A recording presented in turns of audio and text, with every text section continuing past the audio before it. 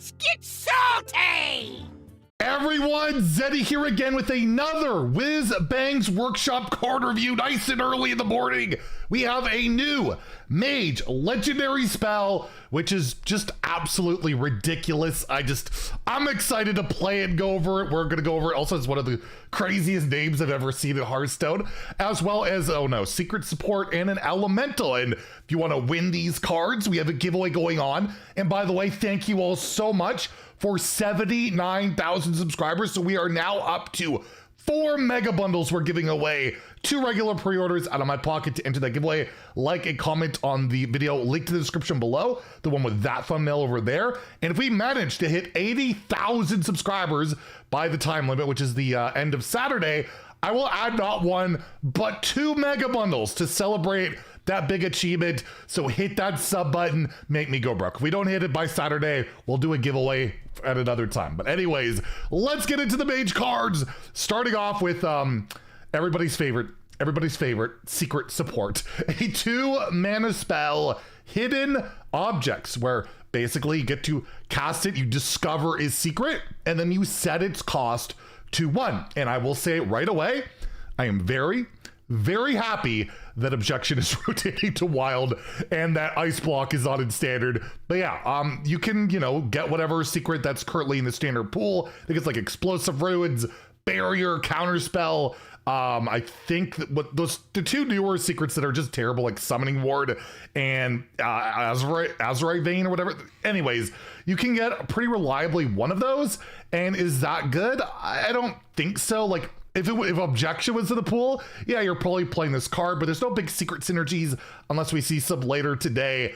And I just feel like a standalone card, probably not worth playing in your deck. You'll discover this with like Infatize and Maxitude and cards like that. But overall, I don't think it is something you're hard running. But again, if Objection was around, and thankfully it's not, it would probably be playable and be really disgusting that you could play like, at least like 4 Objections in the game basically, or rewind into this and just, be gross. But yeah, maybe that Barrier, maybe that Runes, maybe that Counterspell, those are the 3 you're kind of looking at, will be enough to save your butt in the spot. But overall, I feel like it's probably not worth that deck slot. And in Wild, where you do have Ice Block, you do have Objection, you do have like a Potion of Polymorph to like counter like a Mine or minions like that, might be worth playing. You obviously have Secret Mage and secret synergies going on. It could be a quest activator, right? You generate a spell that procs one of your quest requirements. And I just feel like the secret pool is very large in Wild, where you're not reliably going to get one of those good secrets. But I could see this as like a card you play in your Reno Quest Mage, right? Like it might give you another Ice Block, a Barrier's probably fine, a Runes can be okay. Like there's other secrets that if you don't get the Ice Blocks or the Objections of the world, that it might just be worth that roll. Plus you're progressing your quest.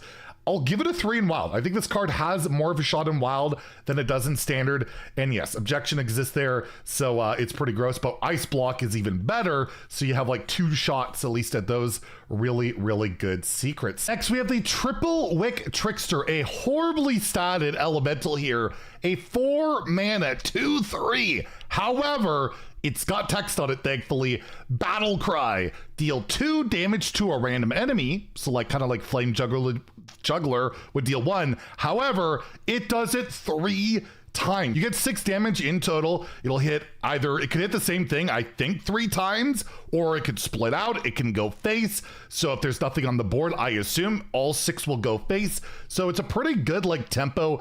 It feels like a arena card for the most part, like if removing maybe some minions, pushing some damage. But you do have the Elemental Tribe on this card, which is relevant to, Elemental Mage, which is not taken off whatsoever. But the more elementals it gets, obviously it's more of a shot. You can like split this in half with Mezadune, and then you get like 2 of them for 2 mana, and each will deal that 6 damage split. So I don't know. I feel like this doesn't make the cut in any current decks. We need to see some more elemental mage support, which maybe we'll see later today. But even then, it's hard to really see this outside of, maybe a Mezadune split, the 2-drop that could cheat this out for like 2 mana less as well. There are some ways of getting it out, and it does represent a decent amount of damage on a 4-drop.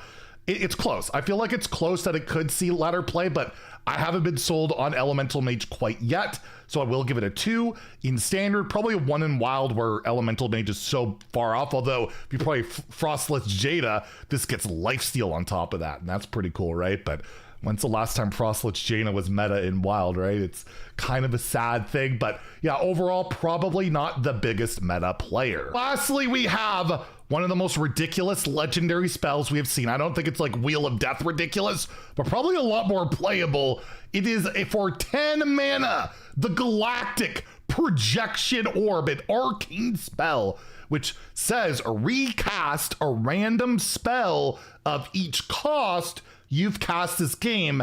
It targets enemies if possible. So let's say we played a Fireball. It was our only 4 cost spell. We played the entire game. It will be recast. You'll cast that Fireball and it will hit either the enemy face or a minion.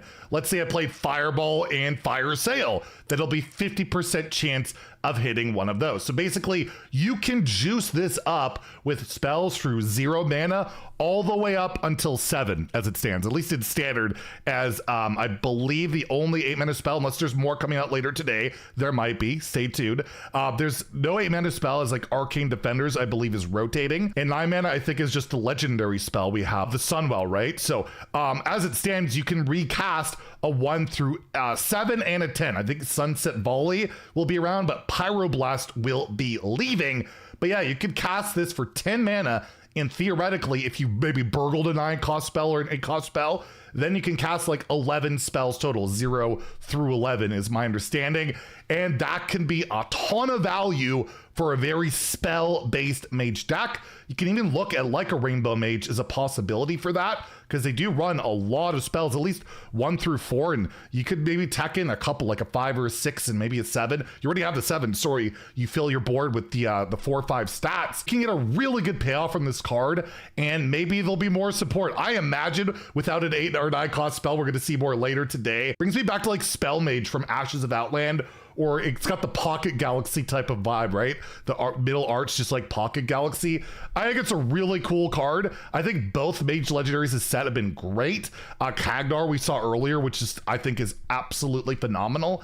And I'm going to rate this a 4 to 5 in Standard. I think you can build around it. I think you could just slot it maybe into Rainbow Mage. I think there's a lot of implications for this card, and it's a gorgeous looking card. I'm very excited to see Golden Note's signature, unfortunately. And for Wild, well, there's the obvious thing in Wild. 5 mana spell, Time Warp. It can recast that. It's another Time Warp recaster, and you can get your Ice Block back and other cards.